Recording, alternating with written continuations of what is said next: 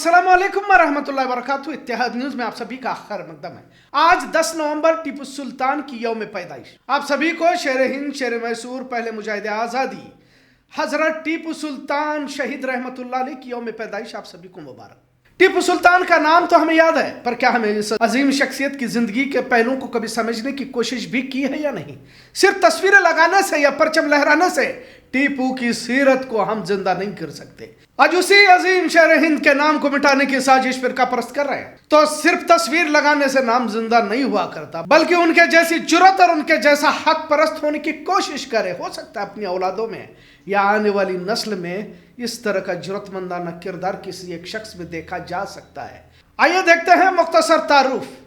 उनके वालिद हैदर अली खान हमेशा जंगों में मसरूफ रहते थे। टीपू सुल्तान की वालिदा को फातिमा बेगम या फखरुन्निसा साहिबा कहा जाता है। ये पाक दामन खातून दरअसल आंध्र प्रदेश के कडप्पा के गवर्नर मुइयुद्दीन की बेटी थी। टीपू सुल्तान की पैदाइश से पहले टीपू की वालिदा खैरुन्निसा आंध्र प्रदेश कडप्पा में गई हुई थी, लेकिन टीपू की पैदाइश से पहले खुफिया तौर पर पर्दे के साथ बेंगलोर देवनहल्ली लाया गया। टीपू की पैदाइश किले के करीब ही हुई। टीपू सुल्तान के उस पैदाइशी तारीख को कुछ जगहों पर 10 नवंबर तो कुछ जगहों पर 20 नवंबर भी दर्ज किया गया। लिहाजा 10 नवंबर 1750 को इनकी पैदाइश हुई ऐसा बताया जाता है। कडप्पा से बेंगलोर देवनहल्ली को सिक्योरिटी की वजह से इन्हें लाया गया था। थोड़ा उस पाक दामन खातून की जिंदगी को भी समझने की कोशिश करते हैं, क्योंकि माशरे में टीपू यूं ही पैदा नहीं हुआ करते। पाक दामन खातून ही कौम के रहबर, कौम के कायद पैदा किया करती है। वरना तो टीपू की जय जयकार वैसे भी हम करते रहते हैं, लेकिन टीपू सुल्तान बनने वाले लोग कहीं नजर नहीं आते। अजीम कायद शेर हिंद टीपू जैसा सदियों में कोई पैदा होता है। खैर, कडप्पा के गवर्नर मुइयुद्दीन की भी परवरिश क्या होगी, जिन्होंने टीपू को जन्म देने वाली माँ फातिमा बेगम या खैरुन्निसा साहिबा की तरबियत किस तरह की होगी। लिहाजा टीपू की तरबियत पर कुछ बातें किताबों में दर्ज है, और खासकर टीपू सुल्तान की मौजूदगी में लिखी किताब फतहुल मुजाहिदीन और एक और किताब ख्वाबनामा में कुछ बातें मौजूद है। टीपू की वालिदा फखरुन्निसा हमेशा वजू में रहती थी और तहज्जुद गुजार थी। इनके घर का माशरा भी मुकम्मल इस्लामी तालीमात पर अमल करने वाला बताया जाता है। तभी तो कुरान मजीद के तालीमात को वालिदा फखरुन्निसा ने बचपन से ही पेवस्त किया था। खासकर जिहाद की तालीमात का जिक्र किताबों में है। अब जिहाद की तालीमात खुद अपने बेटे को एक माँ दे रही हो, तो माँ के अंदर इस्लाम और रसूलुल्लाह सल्लल्लाहु अलैहि वसल्लम के दीन का जज्बा किस कदर पेवस्त होगा, बताए तो सही। आज जब कुछ दुनियावी ठीकरे हमारे पास आ जाते हैं तो दीन इस्लाम से दूर तो होते ही हैं, कुछ तो दीन ही को नहीं मानते। और यहाँ पर जब पैसा आ जाता है हमारे पास तो अय्याशियां खत्म नहीं होती। अपने रिश्तेदारों से ठीक से बर्ताव नहीं करते। पर टीपू की पैदाइश तो और ही थी, और फिर परवरिश महलों में हुई थी। क्या कमी थी, कोई बताए तो सही। लिहाजा इससे एक बात साबित होती है कि दुनिया ये कुत्ता बनने वालों से कभी अल्लाह दीन का काम नहीं लेता। आप मुसलमान किस तरह दिख रहे, इससे ज्यादा मुसलमान बनकर आपने कितना अमल किया है ज्यादा मायने रखता है। वरना तो नबी के जमाने में भी मुसलमान और मुनाफिक में फर्क नहीं हुआ करता था, दिखने को वैसे ही नजर आते थे। खैर, टीपू की वालिदा ने बचपन से ही नमाज, कुरान और हदीस की तालीमात से टीपू सुल्तान को आशना किया था। खुद कुरान मजीद और हदीस की जानकार थी, लिहाजा फिक्र का इल्म भी दिया। सुन्नत रसूलुल्लाह पर शिद्दत से अमल करने की बातें किताबों में दर्ज पाई जाती है। हमेशा कुरान मजीद की तिलावत फरमाती और कुरान की आयतों का तर्जमा टीपू को बताती और उन आयतों पर अमल करने की बात भी सिखाती। आज अक्सर हम टीपू के आखिरी जुमले याद करते हैं, गीदड़ की 7 साल जिंदगी से शेर के एक दिन की जिंदगी बेहतर है। लिहाजा यह तभी मुमकिन हो पाया जब उनकी तालीमात का असर ही उन पर हुआ था। अल्लाह की राह में लड़ना, दुश्मनों को बिला किसी खौफ के टूट पड़ना, अल्लाह की रजा के खातिर जान कुर्बान करना और कभी पीठ फेर कर मैदान से ना भागना, यह तालीमात उनकी वालिदा की ही बताई जाती है।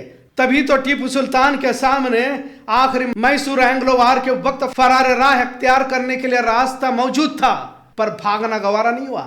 लड़ते हुए शहादत कबूल करना ही मंजूर किया। टीपू सुल्तान के वालिद हैदर अली खान का इंतकाल 1782 में हुआ था, तो टीपू की सलाहकार के तौर पर वालिदा फखरुन्निसा ने ही रहनुमाई फरमाई थी।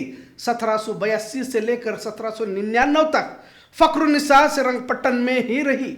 वालिदा फखरुन्निसा के इंतकाल की तारीख तो मालूम नहीं, लेकिन टीपू की शहादत से पहले यानी 1799 के आसपास इनकी मौत बताई जाती है। टीपू के वालिदा की जिंदगी के पहलू अक्सर लोगों को मालूम नहीं, लेकिन उस माँ की तरबियत ने نہ صرف بھارت کو بلکہ دنیا کے لیے عظیم بادشاہ اور جدید ٹیکنالوجی سے لیس راکٹ دیا، جس کی بنا پر آج بھی دنیا میں سپر پاور ہونے کے مقابلے دیکھے جاتے ہیں۔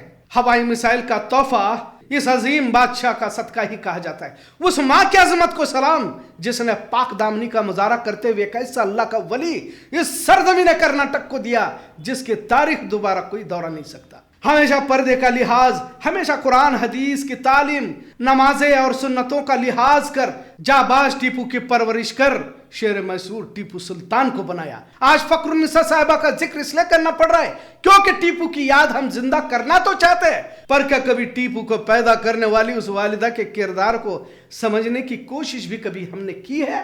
آج کل تو موبائل ریلز ٹک ٹاک سے فرصت کہاں ہے۔